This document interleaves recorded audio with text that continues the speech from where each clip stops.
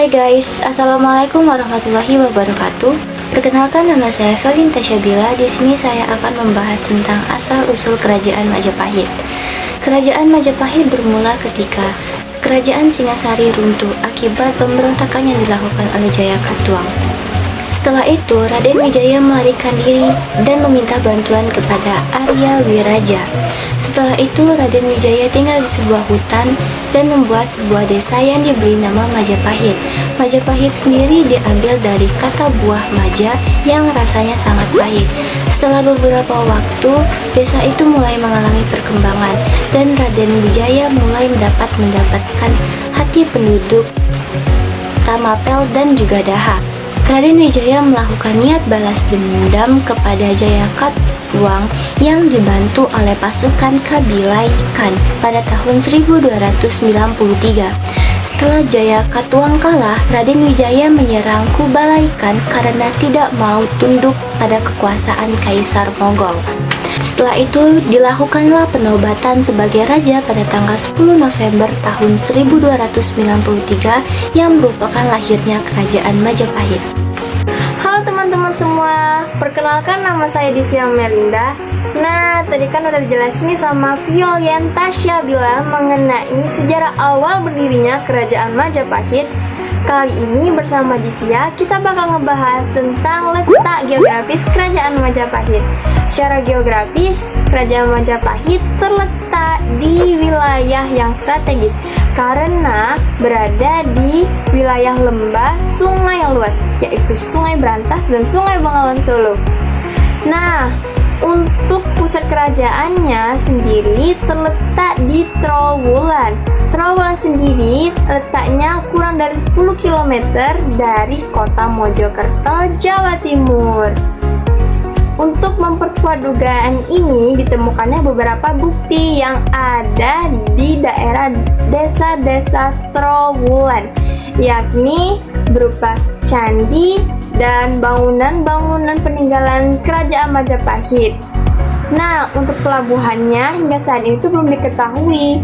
Namun, untuk alur pelayaran yang menghubungkan Kerajaan Majapahit dengan wilayah luar itu menggunakan Kalimas atau Kali Surabaya. Itu aja dari Divya. Nah, untuk materi selanjutnya bakal dijelasin sama teman Divya. Assalamualaikum warahmatullahi wabarakatuh. Halo guys, perkenalkan nama saya Emre Ivan. Kali ini saya akan membahas tentang masa kejayaan Kerajaan Majapahit. Raja Hayam Wuruk dan Patih Gajah Mada yang pada masa pemerintahannya berhasil membuat Kerajaan Majapahit mencapai masa kejayaan, yaitu pada tahun 1350 hingga 1389. Pada masa pemerintahannya, kedamaian yang lama dinantikan terwujud. Jarang sekali terjadi konflik pada saat itu. Pada saat itu, Kerajaan Majapahit adalah sistem pemerintahan yang teratur dan juga roda pemerintahannya pun berjalan dengan stabil. Banyak daerah-daerah di Nusantara yang mengakui kemegahan Kerajaan Majapahit. Hal tersebut dibuktikan dengan adanya penyerahan upeti secara sukarela dari berbagai daerah untuk Majapahit. Pada masa pemerintahan Raja Hayam Wuruk juga, Majapahit berhasil memperluas daerah kekuasaannya. Wilayah kekuasaan Majapahit sudah hampir sama dengan wilayah Indonesia saat ini, bahkan mampu berkuasa hingga keluar Indonesia. Itu saja pembahasan dari saya. Sampai jumpa. Halo semuanya, aku Nada. Jadi, tadi kan udah nih dijelasin oleh Rayvon tentang masa kejayaannya. Nah, sekarang kalian mau tahu gak sih tentang kehidupan sosialnya itu gimana? Oke, jadi kehidupan sosial masyarakat terutama pada masa pemerintahan Hayam Wuruk itu aman, damai, dan tentram. Sektor perekonomiannya pun berkembang pesat dengan didirikannya prasarana jalan, lalu lintas sungai, dan pelabuhan. Mata pencaharian dari sektor pertanian dan perdagangan memiliki dua faktor yang menunjang perekonomian mereka, yakni keberadaan Sungai Brantas dan Sungai Bengawan Solo serta beberapa pelabuhan atau bandar dagang di pantai utara Jawa. Nah, alat tukar yang digunakan pada saat itu adalah mata uang gobok. Terima kasih, dadah. Halo teman-teman, saya di sini akan menjelaskan menjelaskan raja-raja di Majapahit dan masa memerintahnya. Yang pertama adalah Raja Wijaya atau Raden Wijaya, yang merupakan raja sekaligus pendiri kerajaan di Majapahit. Ia memerintah kerajaan Majapahit di tahun 1293 hingga 1309 Masehi. Yang kedua, Raja Jayanegara. Ia berkuasa di kerajaan Majapahit pada tahun 1309 hingga 1328 Masehi. Yang ketiga, Raja Srigitarja berkuasa di tahun 1328 hingga 1350 Masehi. Yang keempat, Raja Hayam Wuruk berkuasa pada tahun 1350 hingga 1389. Yang kelima, Raja Wikramawardhana berkuasa pada tahun 1389 hingga 1429. Yang keenam, Raja Suhita berkuasa pada tahun 1429 hingga 1447. Yang ketujuh, Raja Kertawijaya berkuasa di tahun 1447 hingga 1451. Yang kedelapan, Raja Sawardhana berkuasa pada tahun 1451 hingga 1453 Masehi. Yang ke-9, Raja Purwawisesa berkuasa di tahun 1456 hingga 1466 Masehi. Yang ke-10, Raja Berpandan Salas berkuasa pada tahun 1466 hingga 1468 Masehi.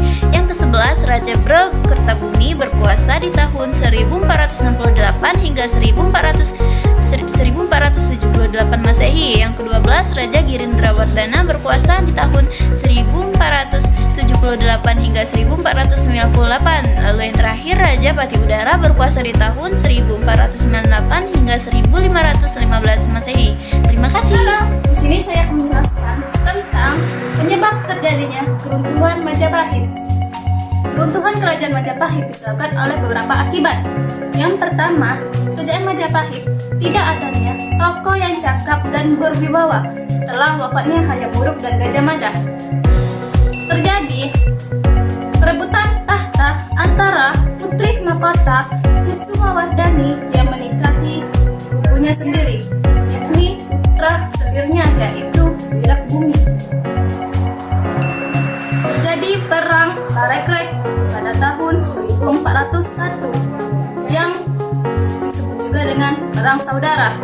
Perang ini berakhir pada 1406 Masehi dengan wafatnya Breh Wirakbumi.